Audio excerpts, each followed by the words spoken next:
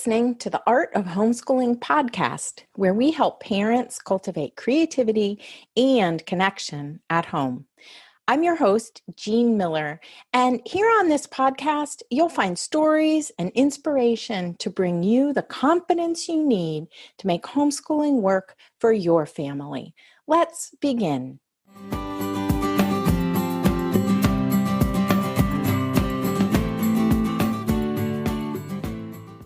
Hello, my friend. Today, we are diving into the rhythm of lessons in our homeschools. Now, in Waldorf circles, we talk a lot about the daily rhythm of how one activity follows another to create a flow for your day. But I want to go deeper into the lesson rhythm in particular. Specifically, what exactly is the 2-day lesson rhythm?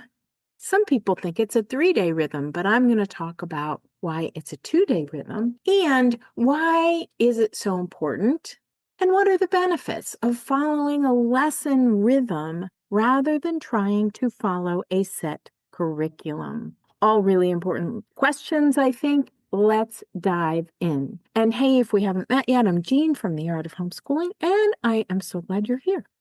Recently, I was having a conversation with our rabbi about our congregation's children's education program. We were talking specifically about designing curriculum for the education program, and he mentioned that one of his graduate school professors used to always say, curriculum is like radical surgery because it's always too much, and we have to decide what not to teach.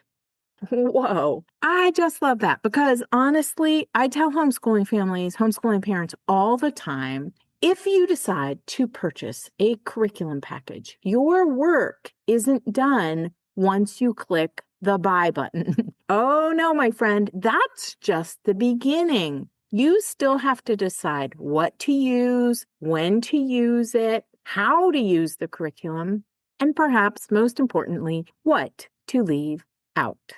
In homeschooling, the what not to teach is just as vital as the what to teach because we want to focus on connecting with our children. And the entire Waldorf approach is actually founded on the premise of giving children just enough but not exhausting them. So the approach of just trying to get more and more and more in is not a healthy one. So let's talk about the 2-day lesson rhythm and this idea behind it for just a few minutes. So Rudolf Steiner, the founder of Waldorf education, talked about the importance of letting children sleep on it, meaning we introduce something new, a new concept, new material one day, and then we let it rest overnight before returning to it the next day. Here's how I describe it in this 2-day rhythm. On day 1, introduce new material through story and engaging, hands-on, often artistic activities. Then let it rest. On day 2, revisit and review. And then you can help your child compose a summary or engage in a project, something that helps them digest what they've learned and really take it in.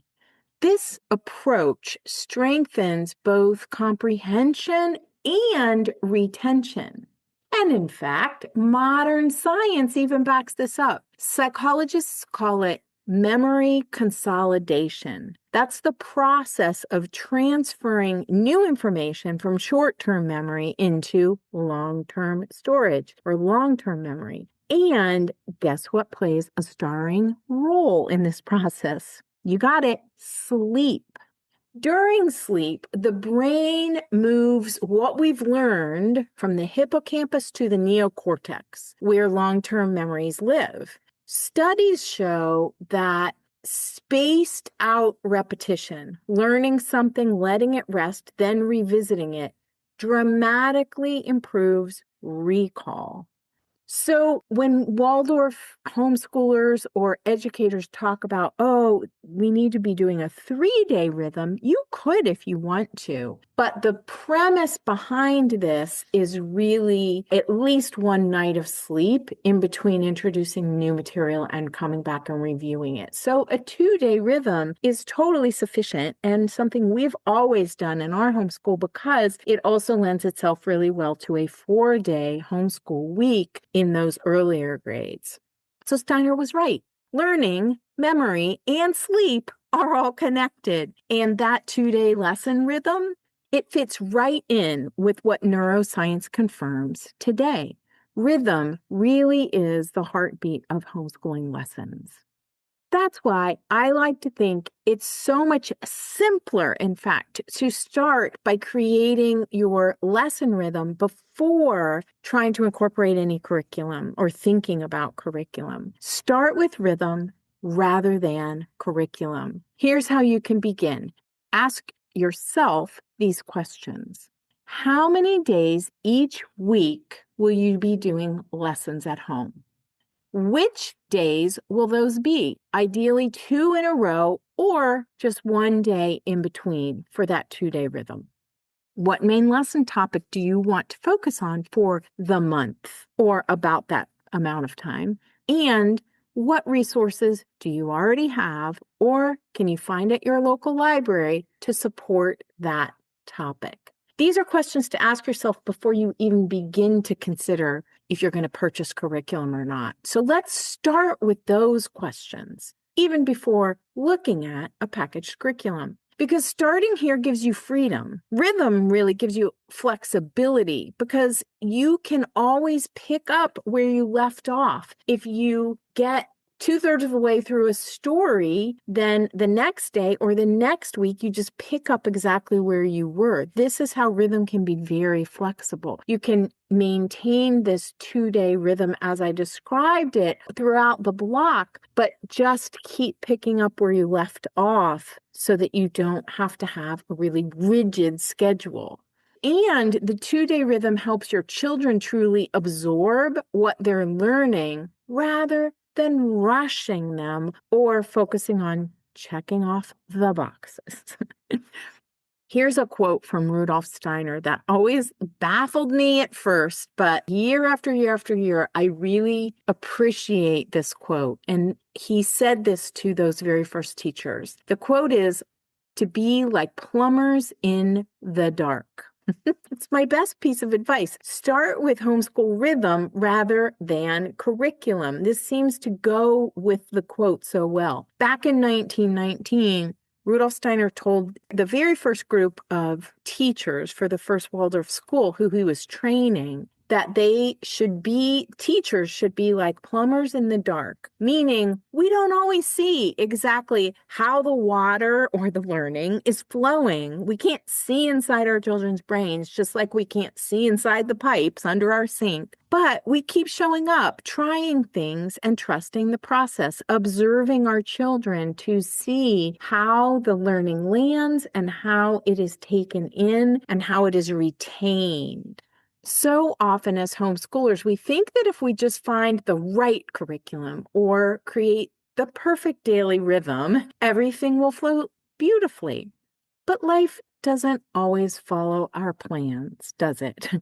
When things go sideways, we start feeling like we've failed, like something's wrong with us, or something's wrong with our children, or both. But here's the truth. We can't do it all every day. And we're not meant to because children can't take an infinite amount of information in. But we can do a little each day, and that's enough. Actually, that's perfect because over the years, those little pieces add up. When I look back over our family's 25 plus years of homeschooling, my 3 kiddos are grown now and I'm a grandmother. I remember feeling exactly like you might be feeling right now. I'd make these lovely plans and then we wouldn't get to everything I'd envisioned. Or I would have a curriculum I was trying to follow, and by week 3, I'd feel completely behind. Some days we didn't even do a main lesson. Some days, no songs, no verses, no stories, just a long hike and outdoor play. But when I zoom out and take the long view, I see how much richness and learning truly happened in our home. There was the year we traveled to Jamestown and Williamsburg. Most of our lessons revolved around preparing for that trip. That year was full of hands-on projects, drawing, map making, a lot of map making, painting, and even handwork related to the time period. It was a very memorable year. Or the year my youngest was in kindergarten and her older brothers around age, like they were preteens, they led circle time with songs and verses and movement games. And there was just so much laughter and joy. And then there was our different kinds of main lesson books year when we branched out from the blank books and made books that looked more like scrapbooks, full of photos and writing and drawings and tickets and all kinds of activities, evidence of the activities that we had done. And it felt really fun and creative. Looking back, I wish I'd known sooner that what we were doing was enough, that the rhythm itself was holding it all together even when I didn't realize it.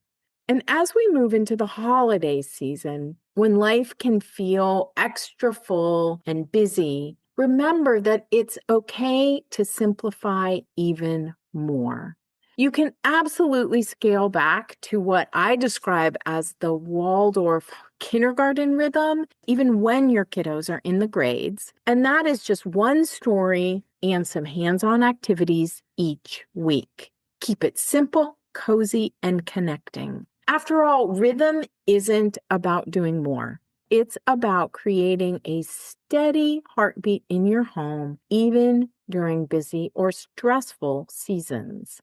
And if you're listening to this episode in real time in mid-November, we've got something special coming up this week, our Cozy Holiday Homeschooling Sale.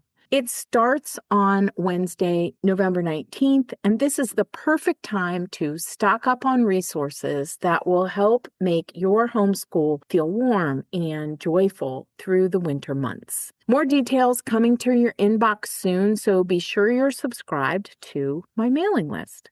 Plus, inside our Inspired at Home community, our December focus is always handwork plus stories. It's such a beautiful combination for the holiday season where we combine a children's book and some sort of handwork project. Come join us for a month of creativity, community, and a lot of coziness. And you can check out the notes for links to all of these goodies at artofhomeschooling.com/episode 240.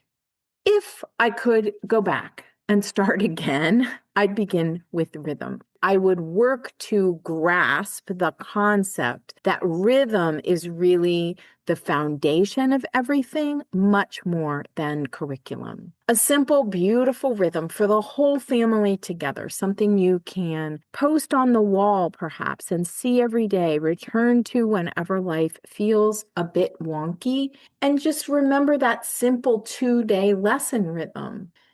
Because here's the secret. No matter what curriculum you buy, you'll end up creating your own anyway. It's impossible to use someone else's curriculum exactly as written. Every child is different. Every family is different. When we craft our own homeschool lesson rhythm, we get to teach each child before us, each of our children. We get to look at them and teach them, bring them what they need. So here's a little recap of the 3 benefits of starting with rhythm rather than curriculum. The first is rhythm is more flexible. You can always pick up where you left off. And the second, the 2-day lesson rhythm is good for learning and memory. By introducing new material one day and coming back to review it the next, you can help your children integrate what they're learning and consolidate memory. And number 3, the third benefit is rhythm feels more relaxed. than trying to finish everything in a curriculum package or on a checklist. It helps us feel like we're steering the ship, not being dragged along behind it.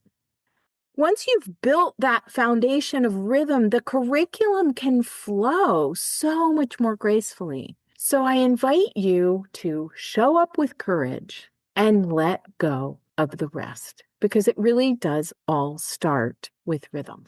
So glad you could join me today, and thank you for all you do to help make the world a better place. I appreciate you. That's all for today, my friend. But here's what I want you to remember. Rather than perfection, let's focus on connection. Thanks so much for listening, and I'll see you on the next episode of the Art of Homeschooling podcast.